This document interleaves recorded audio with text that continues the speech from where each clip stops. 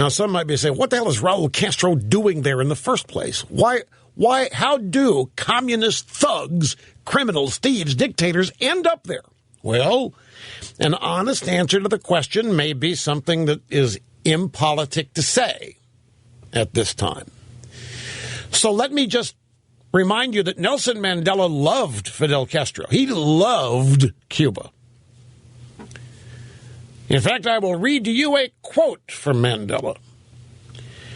"Long live the Cuban Revolution," he said. "Long live Comrade Fidel Castro. Cuban internationalists have done so much for African independence, African freedom, African justice. We admire the sacrifices of the Cuban people in maintaining their independence and sovereignty in the face of a vicious imperialist campaign designed to destroy the advances of the Cuban Revolution. We, too, want to control our destiny. There can be no surrender. It is a case of freedom or death. The Cuban Revolution has been a source of inspiration to all freedom-loving people." Mandela said that back in 1991. That was on the 38th anniversary of the start of the Cuban Revolution, Friday, July 26, 1991. He loved. It doesn't look at people forget this, but do you remember the Cubans sent soldiers to Angola back in the 90s? The 90s was a tumultuous decade for all of sub-Saharan Africa. It wasn't for Meryl Streep. I mean, she did a movie out of Africa. She got that African accent down pat pretty good. But for everybody else, it was a tumultuous decade. Now, if you're going to sign on to the Cuban Revolution, what else are you signing on to?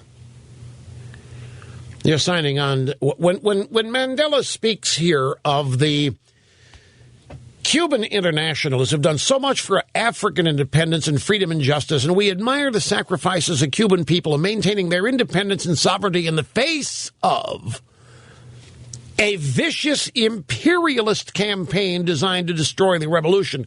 He can only be talking about the United States of America there. And in fact, I do not have the quote right in front of me, but about the time Mandela was uttering these platitudes for Cuba, he at the same time was, highly critical of this country.